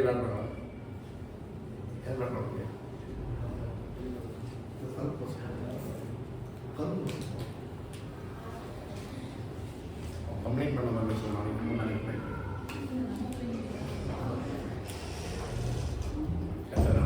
சரியா? அவன் இருதயத்தினுடைய நிறைவை கத்தர் என்ன செய்றார்? புரியுதா? இருதயத்தினுடைய காரியத்தை கத்தனை புரிகிறார். இன்னைக்கு சபைகள்ல சத்தியங்கள் பிரசங்கிக்கப்படுகிறது, வார்த்தைகள் பேசப்படுகிறது. ஆனா இந்த வார்த்தைகள் எல்லாமே சபையோட முடிந்து போகுது. வெளியே போகும் பொழுது இந்த வார்த்தையை கேட்ட காரியங்களை அவர்கள் செய்வதும் இல்லை, அதை குறித்த எண்ணமும் இல்லை. புரியுதா? அதனால யோபு சொல்றாரு, என்னோட வாயின் வார்த்தைகள் என் இருதயத்துக்கு ஒத்ததா இருக்கிறது. நான் இருதயத்துல என்ன உண்மையை பேசுறேனோ அந்த உண்மையை தான் நான் பேசுறேன். நான் பேசுறேன், என் பேச்சு அதுதான். நான் ஒருவரை நேசிக்கிறேன்னா நான் நிரந்தரமா உண்மையா நான் நேசிக்கிறேன். ஒருத்தரை வெறுக்கிறேன்னா நான் உண்மையா அவனுக்கு முன்னாடி வெறுக்கிறேன். நான் ரெண்டகம் பேசுகிறவனாய், இரண்டு மனம் உள்ளவனாய், ரெண்டு பேச்சு உடையவனாய் நான் உன்னால் நினைச்சக்கூடாது, இருக்கவே கூடாது. துதித்தலும் சபித்தலும் ஒரு வாயிலிருந்து புறப்படக்கூடாது. தித்திப்பும் கசப்பும் உள்ள நீருற்று நமக்குள்ளது புறப்படவே கூடாது. அல்லேலூயா. கர்த்தருடைய பந்திக்கு என்று சொல்லி நம்ம ஆயத்தப்பட்டுக் கொண்டிருக்கிறோம். இவை எல்லாவற்றையும் கர்த்தர் இருதயத்தை பார்க்கிறார். பேசுகிற எனக்கும் கேட்கிற உங்களுடைய இருதயத்தையும் கர்த்தர் ஆராய்ந்து அறிகிறார். அவருடைய இருதயத்தினுடைய உண்மையை அவர் பார்க்கும்படி சித்தம் கொள்கிறார். அதன் மூலமா என்ன தீமை வந்தாலும் சரி, அதன் மூலமா என்ன எதிர்ப்பு வந்தாலும் சரி, என்ன சூழ்நிலை வந்தாலும் சரி, நான் ஒரு நாளும் கர்த்தருக்கு பிரியமில்லாத காரியத்தை நான் இருதயத்துல சிந்திக்கவும் மாட்டேன், நான் எண்ணவும் மாட்டேன். அதுதான் வேதம் அந்த இருதயத்தினுடைய குணமிடுதலை பற்றி நமக்கு குறிப்பிடுகிறது. ஆனால் தன்னுடைய ஞானத்தினால சில காரியங்களை எழுதால் பாருங்க. நீதிமொழிகள் 3வது அதிகாரம் 1வது வசனத்தை அவர் சொல்றாங்க, எப்படிப்பட்டவர்களாய் வாழும்போது இந்த இருதயத்தை தேவனுக்கு பிரியமாய் பாதுகாத்துக் கொள்ள முடியும். பாருங்க, உன் இருதயத்துல என் கட்டளைகளை நீ வச்சுட்டா போதும். யாரும் என்னுடைய இருதயம் அடைத்து கொண்டே இருக்கிறது. உன் இருதயத்துல பொல்லாத எண்ணங்கள், பொல்லாத சிந்தனைகள், உலகத்துக்குரிய காரியங்கள் இதெல்லாம் உன் இருதயத்துக்குள்ள நிறைந்திருப்பதற்கு காரணமே என்ன? உன் இருதயத்துக்குள்ள என்ன இல்ல? என்ன இல்ல? கர்த்தருடைய கட்டளைகளும் கற்பனைகளும் இல்லை. சொல்றார், சாலமோனோட அறிவின் மீதினால பேசுறாரு. தான் ஒருவேளை மதியனாய் போனாலும் தான் இழந்து போனதால் அந்த ரகசியத்தை அவர் தம்முடைய பிள்ளைகளுக்கு எழுதி வைக்கிறார். என் மகனே, உன்னுடைய இருதயம் என் கட்டளைகளை கை கொள்ள கடவுள்.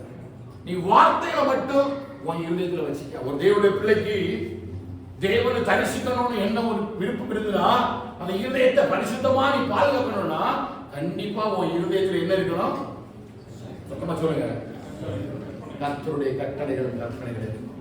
அப்படிப்பட்ட தெய்வ பிள்ளைகளை பார்த்தா நமக்கு தெரியும், கூடி வரும் பொழுது வேத வசனத்தை விட்டு வேற என்ன செய்ய மாட்டாங்க, பேச மாட்டாங்க. யாருடைய இருதயத்துல வசன வார்த்தை இருக்குதோ, நம்ம சுற்றி வருவது நம்முடைய ஃப்ரெண்ட்ஷிப்பை பார்த்தாலும் தெரியும், நம்முடைய ஃபெல்லோஷிப்பை பார்த்தாலும் தெரியும், நம்ம கூடி இருக்கிற ஜனங்களை கேட்டாலும் தெரியும். அவங்க 10 வார்த்தை பேசினாங்கன்னா அட்லீஸ்ட் ஒரு 5 வார்த்தையாவது வேத வசனத்தை சார்ந்தாக இருக்கும்.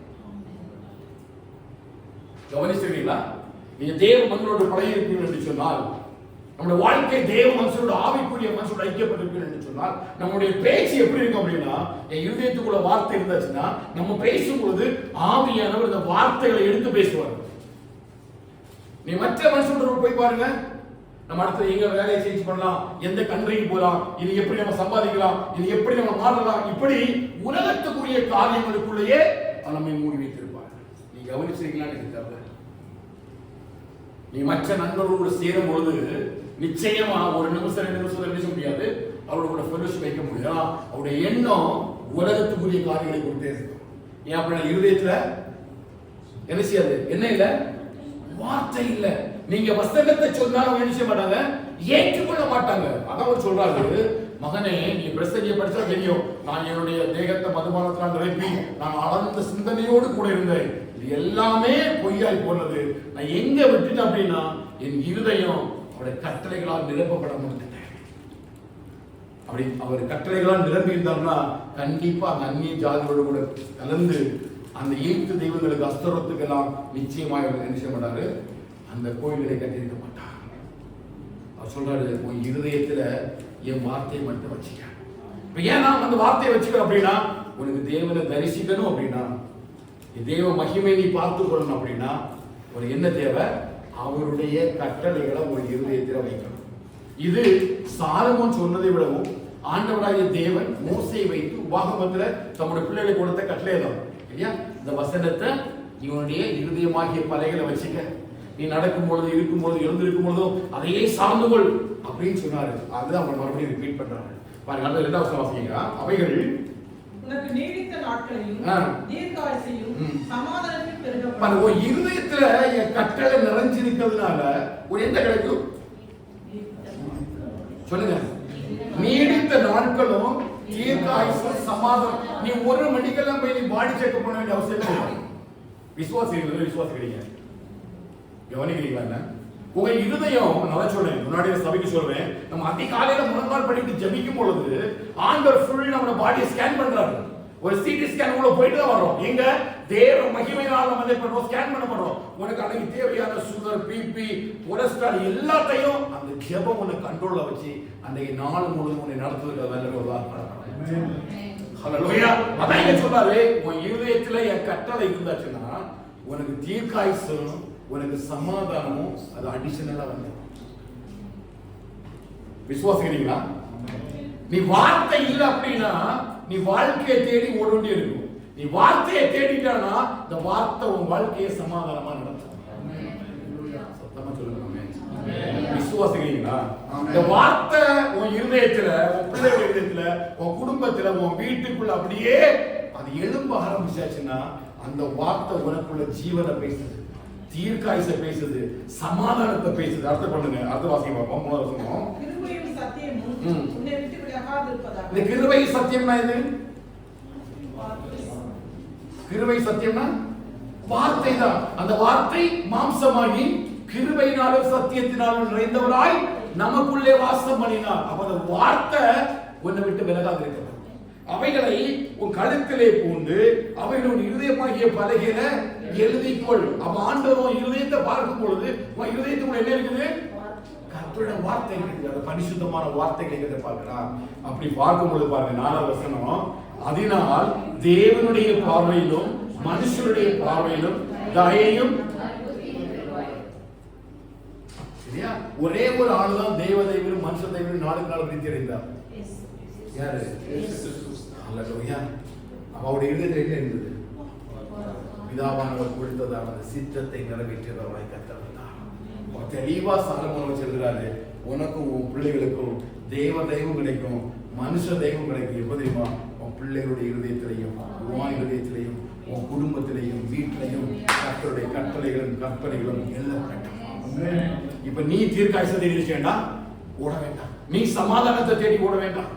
அது எல்லாமே இந்த வார்த்தைகள் உன் குடும்பத்துக்குள்ள பெருக ஆரம்பிக்கும் பொழுது கர்த்தர் உன் குடும்பத்துல பிரசன்னமாகுவார். அதாங்க இருதயத்துல சுத்தம் உள்ளவர்கள்னா, இந்த இருதயத்துல கட்டளைகளும் கற்பனைகளும் உள்ள வந்து கிரியை செய்ய ஆரம்பிக்கும் பொழுது, இந்த வார்த்தை உள்ளிருக்கும் பொழுது கர்த்தரே உங்க வீட்டுக்குள்ள இறங்கி வருவார். அப்பதான் நீதிமானின் கூடாரத்துல என்ன ரட்சிப்பின் கம்பீர சத்தம் கேட்கும். அதை பார்த்துதான் கர்த்தர் நமக்குள்ள இறங்கி வாசம் பண்ணுறார். அப்ப சாலமோன் சொல்றாரு, வெள்ளியையும் பொன்னையும் எந்த அளவுக்கு புடமிடுறாங்களோ அந்த அளவுக்கு ஆண்டவரை சோதித்து பார்க்கிறார். தம்பி, உன் இருதயத்துக்குள்ள பொல்லாத கிரிகள் உன்னை இருந்தாச்சுன்னா நீ கர்த்தரை தரிசிக்கவே முடியாது. நான் உனக்கு ஒரு ஆலோசனை சொல்றேன், உன் இருதயம் அவருடைய கட்டளையிலிருந்து கட்டலாம் இருக்கட்டும். அதை நீ இருந்திருக்கும் பொழுது தீர்க்காயுசு, சமாதானம், சந்தோஷம், மனுஷ தெய்வம், தேவ தெய்வம், இது எல்லாவற்றையும் உன் இருதயத்துக்குள்ள ஆட்டோமேட்டிக்காக இந்த வார்த்தை கொண்டு வந்துடும். இந்த வார்த்தையை விட்டுல நீ தீர்க்காயுசை தேடி ஓடணும். எங்க ஓடணும்? தீர்க்காயுசை தேடி நீ ஓடணும். நல்ல ஆகாரம், நல்ல ஃபுட்டு, எது சாப்பிட்டா நல்லா இருக்கும், எந்த ஜிம்மு போனா ஸ்ட்ராங்கா இருக்கலாம் அப்படின்னு சொல்லி ஒவ்வொரு நாளும் என்னைக்கு செத்து போவேன் மறித்து போவேன்னு சொல்லி மரண பயத்தோடு நீ ஓடணும். உனக்குள்ள சமாதானம் இருக்காது. ஆனா தேவனுடைய வார்த்தையை ருசிக்க ஆரம்பிக்கும் பொழுது அந்த சமாதானத்தை தீர்க்காயுசை கர்த்தர் எனக்குள்ள எழுதுகிறார். வசனம் மாறாது இல்லையா? மாறுமா? வசனம் மாறாது. அந்த வசனத்தின்படி கர்த்தர் எனக்கு எழுதுகிறார். நீதிமொழிகள் 4வது அதிகாரம் 4வது வாசிங்க. அவர் எனக்கு போதித்து சொன்னது, உன் இருதயம் என் வார்த்தைகளை காத்துக்கொள்ள கடவுது. உன் இருதயம் என் வார்த்தைகளை காத்துக்கொள்ள கடவுது. என் கட்டளைகளை கைக்கொள், அப்பொழுது பிழைப்பாய். நீ பிழைக்கணும் அப்படின்னா இல்லையா? உபாகமத்தில் சொல்லுவாரு, நீ பிழைப்பதற்கும் உனக்கு நீடித்த நாட்கள் கிடைப்பதற்கும் என்னுடைய கட்டளைகளையும் கற்பனைகளை கைக்கொள், உன்னால் தகப்பனுக்கும் தாய்க்கும் கீழ்ப்படிந்து நட என்று சொல்லி சொல்லுகிறார். இங்க சொல்றாரு, உன்னோட நீர்க்கு ஆயுசு, நீடித்த நாட்கள், இதை எல்லாவற்றையும் கத்தனை செய்கிறார், உனக்குள்ள கொண்டு வந்து தருகிறார். அவன் இருதயத்துக்குள்ள தேவனுடைய கட்டளைகளும் கற்பனைகளும் இருக்கும் பொழுது நிச்சயமாக அந்த இருதயம் கொல்லாம போகாது. புரியுதா? எந்த இருதயத்துக்குள்ள தேவனுடைய வார்த்தை இல்லையோ அந்த இருதயம் கர்த்தருக்கு முன்ன சுத்தமா இருக்க முடியாது. இல்லையா? என்னன்னா, ஆண்டவர் பரலோகத்திலிருந்து பிதாவாக நம்மை பார்க்கும் பொழுது யார் நம்மை பார்க்கிறார்? இயேசு எங்க இருக்கிறார்? நம்முடைய இடத்தில் இருக்கிறார். அப்படி அவர் நம்மை பார்க்கும் பொழுது இந்த பூமியில் அந்த உலகத்தில் வரப்போவதால் இஸ்ரேலில் நிறைவான பலனை சோதனைப்படி பிதாவான பரலோகத்தில் என்னை பார்க்கும் பொழுது என் இருதயத்துக்குள்ள வார்த்தை இல்லைன்னா இல்லையா, உலகத்துக்குரியவனாய் காண்பிக்கப்பட போறேன். அதனால ஒவ்வொரு நாளும் அந்த தேவனுடைய வார்த்தையை நாம் விலப்படும் பொழுது நிச்சயமாக நம்முடைய வழிகள் ஒன்றுமே மாறுவதே இல்லை. விசுவாசிக்கிறீங்க? அப்படிப்பட்ட இருதயத்தை நாம் பெற்றுக்கொள்ள பிரயாசப்படணும். அப்படிப்பட்ட இருதயம் உள்ளவர் மட்டும்தான் தேவனை தரிசிக்க முடியும். அவர் மட்டும்தான் தெய்வ பிரசனத்தை உணர முடியும். அவன் மட்டும்தான் தேவனுடைய சமூகத்தில் மிகப்பெரியதான ஆசீர்வாதங்களை சோதரித்து ஒரு வசனத்தை வாசம் முடிக்கலாம். சங்கீதம் 37வது சங்கீதம் 32வது வசனம்.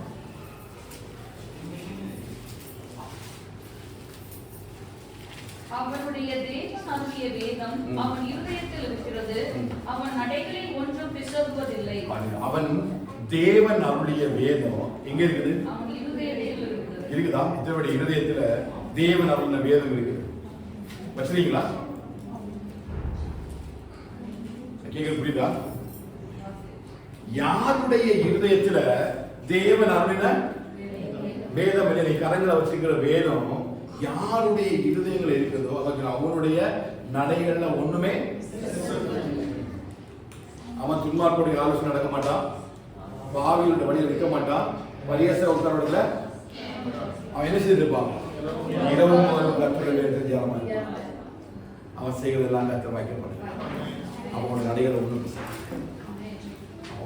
இருதயத்தை ஆண்டு அடையும் பொழுது ஒவ்வொருவரும் பிள்ளைகளுக்கும் சொல்லிக் கொடுக்க வீட்டில் போய் இருதயத்தை பெரியவங்களோ சின்னவங்களோ கர்த்தர் நம்முடைய இருதயத்தை ஆராய்ந்து அறிகிறார்.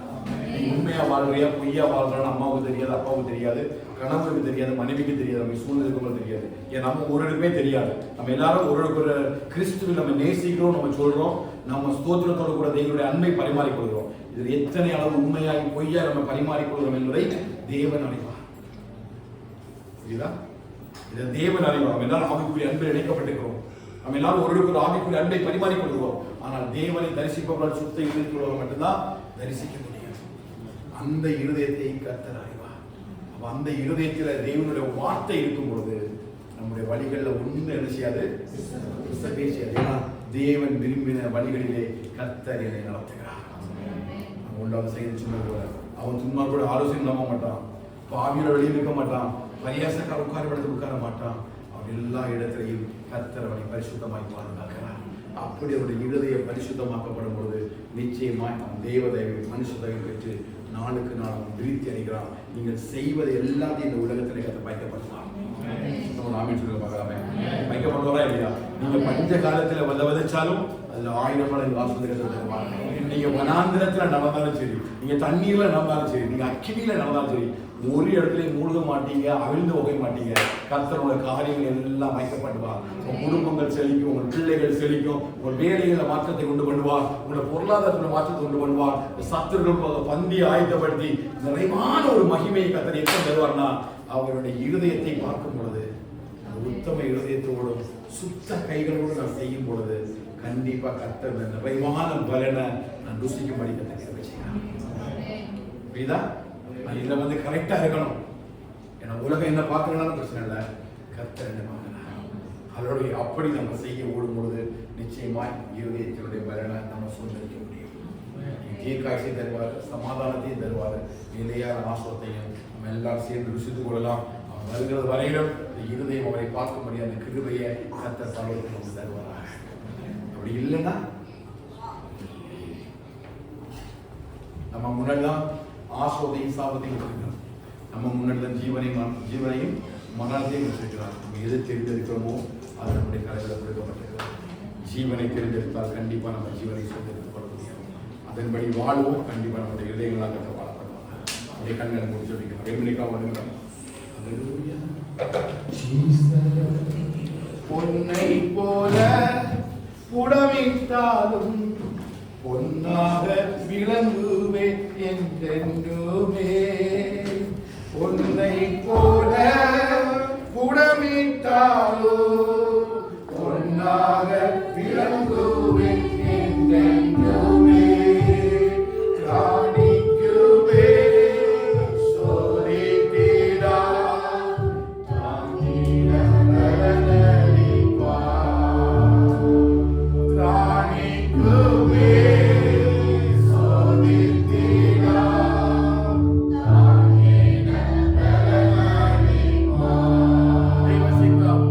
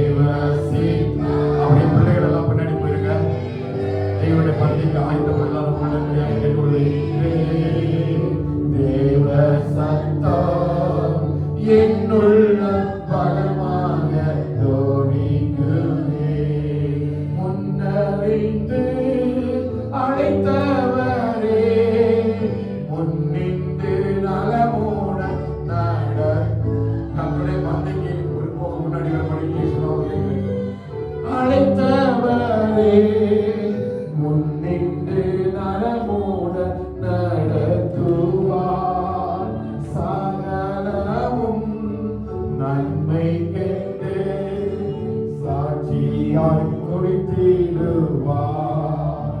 சகலமும் நன்மைக்கென்று சாட்சியாய் முடித்திடுவார். தேவ சித்தம் நிறைவேற எனையும் ஒப்படைக்கிறேன். தேவ சத்தம் என்னுள்ளம்.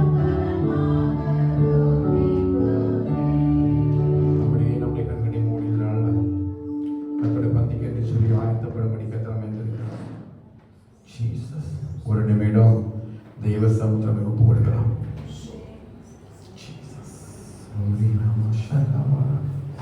Hallelujah.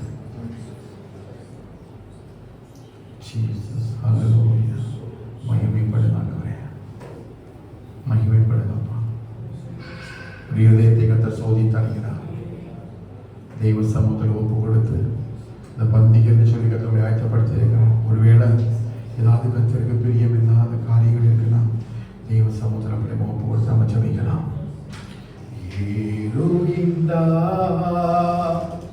தள்ளாடி தவழ்ந்து கழிப்போடே என் இயேசு குருசை சுமந்தே என் நேசர் கொள்கதா மலைமே நடந்து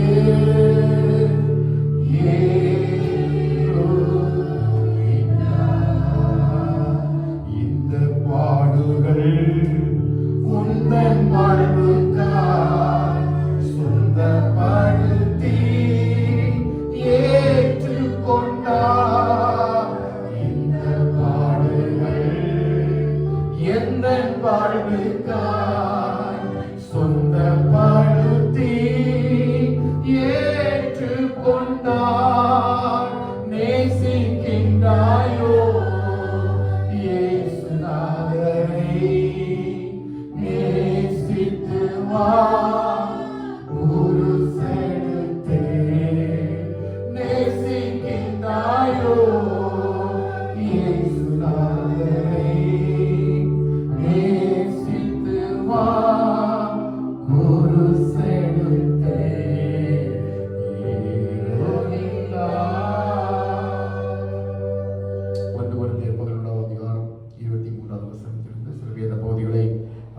வாசிக்கிறேன். நான் உங்களுக்கு ஒப்புவித்ததை கர்த்தரிடத்தில் பெற்றுக்கொண்டேன். இந்தவழில் கர்த்தராகிய இயேசு தாம் காட்டிக் கொடுக்கப்பட்ட அந்த ராத்திரியில் அப்பத்தை எடுத்து ஸ்தோத்திரம் பண்ணி அதை பிட்டு நீங்கள் வாங்கி புசியுங்கள். இது உங்களுக்காக பிற்கப்படுகிற என்னுடைய சரீரமாக இருக்கிறது. என்னை நினைவு கூறும்படி இதை செய்யுங்கள் என்றார். பூஜனம் பண்ணின பின்பு அவர் அந்தபடியே பாத்திரத்தை எடுத்து இந்த பாத்திரம் என் இரத்தத்தினாலாகிய புதிய உடன்படிக்கையாக இருக்கிறது. நீங்கள் இதை பானம் பண்ணும் பொழுதெல்லாம் என்னை நினைவு கூறும்படி இதை செய்யுங்கள் என்றார். ஆகையால் நீங்கள் இந்த அப்பத்தை புசித்து இந்த பாத்திரத்தில் பானம் பண்ணும் போதெல்லாம் கர்த்தர் வருமளவும் அவருடைய மரணத்தை தெரிவிக்கிறீர்கள்.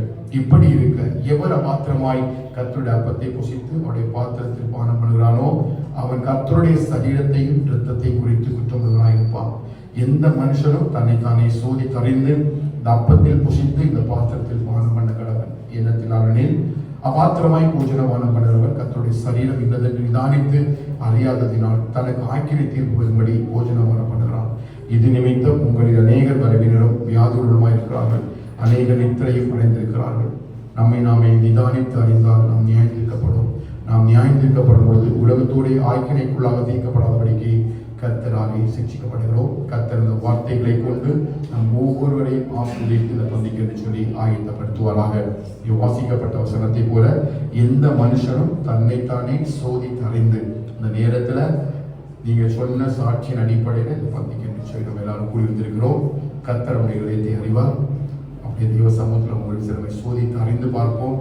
கர்த்தருக்கு பிரியமில்லாத யார் ஏதாவது கசப்போ வைராக்கியமோ கோபமோ எந்த காரியமாக இருந்தாலும் இந்த நேரத்தில் நம்ம அறிக்கை பண்ணி தெய்வ சமூகத்தில் நம்ம ஒப்புரவாக்கி கொள்ளுவோம். கர்த்தர் நிச்சயமாய் நம்மை பரிபூரண நன்மையினால் நிரப்புவாராக. கர்த்தருடைய கிருபை நம்ம அப்படியே சூழ்ந்து கொள்ளட்டும். அப்படியே ஒப்பு கொடுத்து தெய்வ சமூகத்தில் பவுல் சொல்றது போல நம்முடைய பரிசுத்தமாய் நம்முடைய சகோதரி தேவனுக்கு பிரியமான ஜீவ பலியாக ஒப்பு கொடுக்கும் பொழுது நிச்சயமாய் கர்த்தர் அந்த காரியங்களை நாம் செய்வதற்கு வேண்டிய குழந்தைகளாக இருக்கிறார்.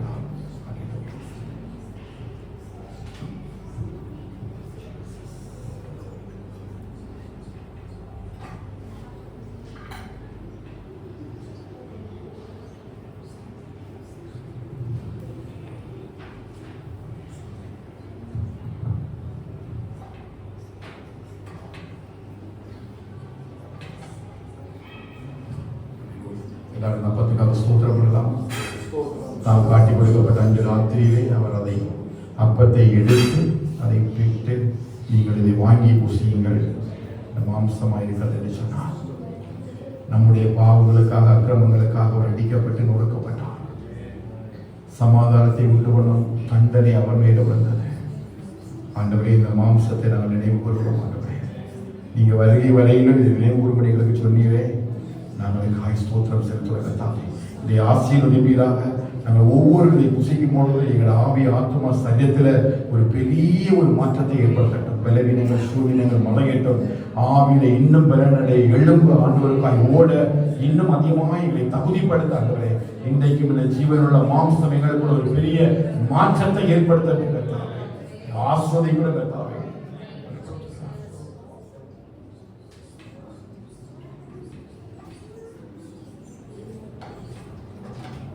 இந்தபடியே அவர் பாத்திரத்தை எடுத்து திராட்சத்தை எடுத்து நீங்கள் வாங்கி பூசினார்.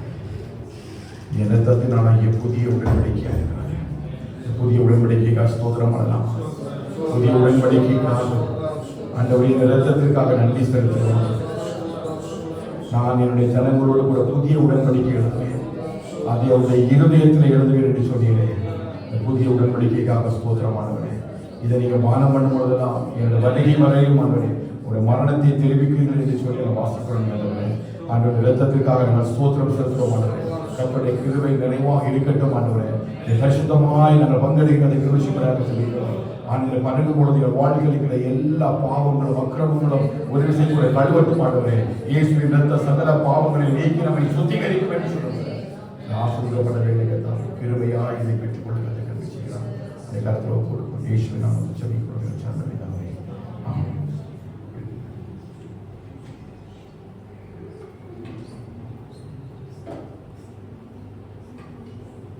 அவர் நமக்காய் ஜீவன் தந்து அழைத்தவரே, இந்த மீட்பு அவர் நமக்காய் ஜீவன் தந்து அழைத்தவரே, இந்த மீட்பு கரங்களினால்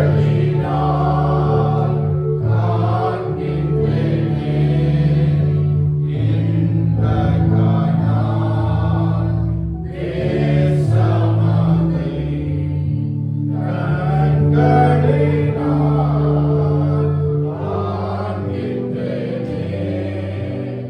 இந்த காணான் தேசமதை திருக்கரத்தால் தாங்கி என்னை திரு சித்தம் போல் நடத்திடுமே. உயவர் கையில் களிமண்ணால் அனுதினமே வரைந்திடுமே. உயவர் கையில் களிமண்ணால் அனுதினமே வரைந்திடுமே. ஆழ்கடலில் அலைகளினால் அசையும் போது என் படகில் ஆழ்கடலில் இயேசு உண்டு சேர்ந்திடுவேன். அவர் சமூகம்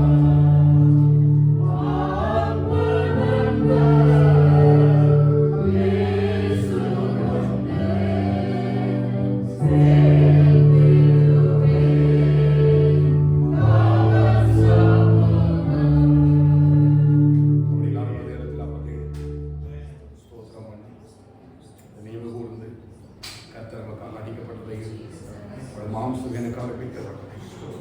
நினைவு கூர்ந்து எல்லா ஸ்தோத்திரம் செலுத்தலாம். ஸ்தோத்திரம் ஆண்டவரே, சேர்த்து புசிக்கலாம்.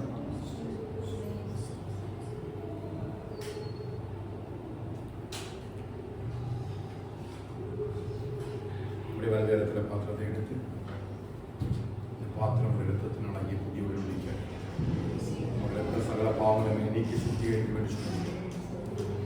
இந்த இரத்தத்துக்காக கல்வாரி சிலுவையில் எனக்காக அவர் கடைசி சொட்டு இரத்த வரையும் சிந்தி என்னை அக்கிரமங்களின் பாவங்களில் மீட்டெடுத்திருக்கிறார்.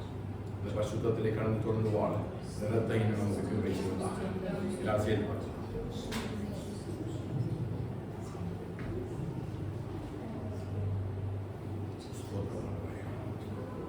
துதிக்கிற கர்த்தாவே ஸ்தோத்திரம்.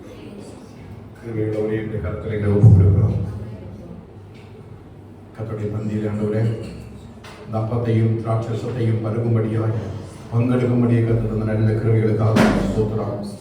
ஆண்டவரே இந்த நாட்கள் ஆண்டவரே என்னுடைய மரணத்தில் வாழ்க்கையில் நினைவுகிறவரே நாங்கள் ஜீவனோடு இருப்பதற்கும் நாங்கள் நித்திய ஜீவனை சுதந்திரிப்பதற்கும் என்னுடைய ஒரே பேரான குமாரனை எங்களுக்காக தந்து ஆண்டவரே செலுத்திருந்த நல்ல விலைக்கிரயத்திற்காக நாங்கள் நன்றி சொல்கிறதற்காக இந்த அப்பமும் ஆண்டு திராட்சரசம் இன்னும் எங்களை பரிசுத்தத்தில் பலப்படுத்த இன்னும் ஆவியில் ஆத்மாவில் வளரப்படக்காக எங்கள் பரிசுத்தமாய் வாழ கத்தனை எங்கள் ஒவ்வொருவரும் கத்தனை கிருபை செய்வதற்குமாக நாங்கள் செவிக்கிற கத்தா எங்களை தாழ்த்துறந்த பணி எங்களை ஒப்புக்கொடுக்கிறோம். கத்த கிருபையாய் எங்கள் நடத்துவீராக. அல்லேலூயா. செட்டைகளின் கீழ் சேத்தனை தீடும் சொந்த தாயின் அன்பினுவே செட்டைகளின் கீழ் சேத்தனை தீடும் சொந்த தாயின் அன்பினுவே எருசலேமே எருசலேமே என்னழுதா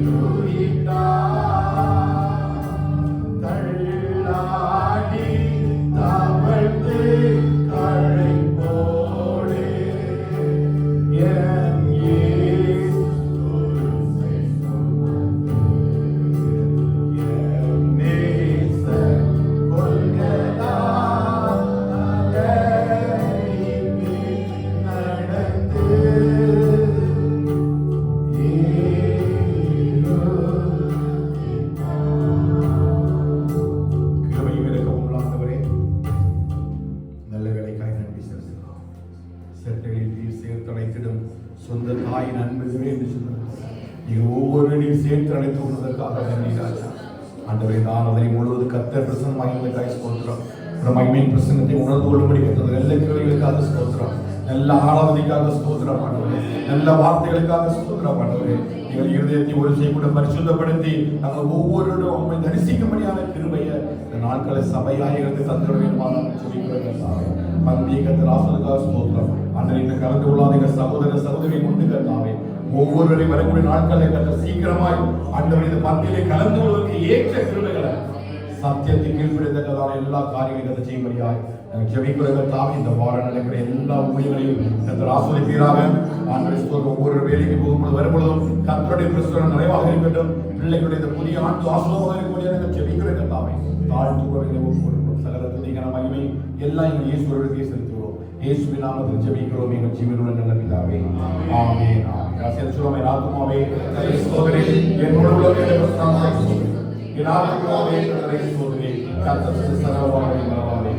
ஆமென். ஆமென். ஆசீர்வாதம் கர்த்தராகிய இயேசு கிறிஸ்துவின் பிதாவாகிய தேவனுடைய அன்பும் பரிசுத்த இணைப்பும் சிநேகமும் இன்னும் இந்த சதாகாலங்களிலும் ஆண்டவராகிய இயேசு வழியில் சகல பரிசுத்தவான்களோடும் சபையோடும் நம் அனைவரோடு கூட தங்கியிருப்பதாக. ஆமென். ஆமென். ஆமென். ஹல்லேலூயா. ஹல்லேலூயா. ஹல்லேலூயா. கர்த்தருடைய ஆசீர்வதிப்பாராக.